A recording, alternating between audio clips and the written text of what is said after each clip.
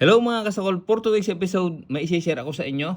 Kung kayo ay taga Rosario at alam nyo po ang Barangay Masaya, meron ho diyan na pritong manok na napakamura. Ito mga kasakol ay 240 pesos lang. Yung mga parte ng manok dito ay napakamura tulad ng hita 38, pakpak 23, lieg 10 pesos. Grabe mga kasakol, sobrang mura nito. Sa halagang iyan may pangulam ka na. Dito lang sila matatagpuan sa Barangay Masaya, Rosario, Batangas. So lahat ng mga tao dito mga kasakol walang malungkot. Dahil nga sila ay Barangay Masaya, joke lang. Kaya mga kasakol, huwag natin itong patagalin pa. Tara, simulan na natin ang sakulan. Boss, magandang hapon. Boss, magandang hapon ho. Anong pangalan na lang iyong tindahan are? Kalamyas fried chicken po. Kalamyas, bakit Kalamyas? Maasim? Kalamyas ho ang may-ari. Taga Kalamyas. Oo. Ala ko'y maasim. Magkano yung buong yan? 240. 240? Oo. May half yung price ho hita? kami. Sa hita ho 38. Are hita 38 yan. Oo. Pamura.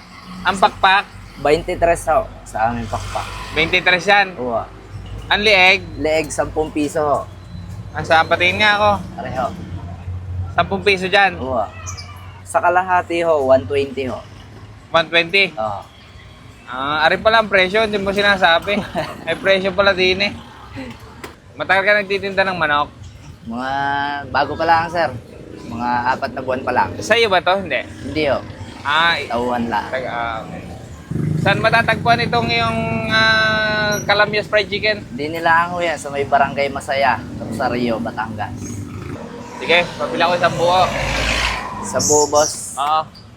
Sa mga kasakol, titikman naman natin itong napakamurang manok, 240 pesos. Tikman na natin mga kasakol.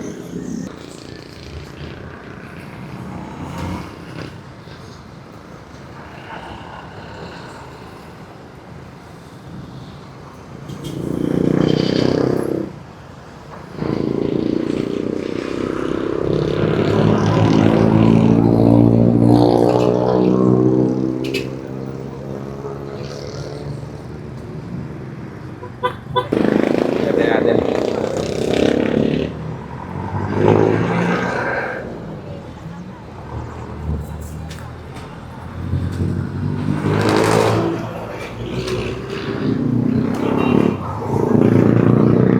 Napaka-juicy ng laman.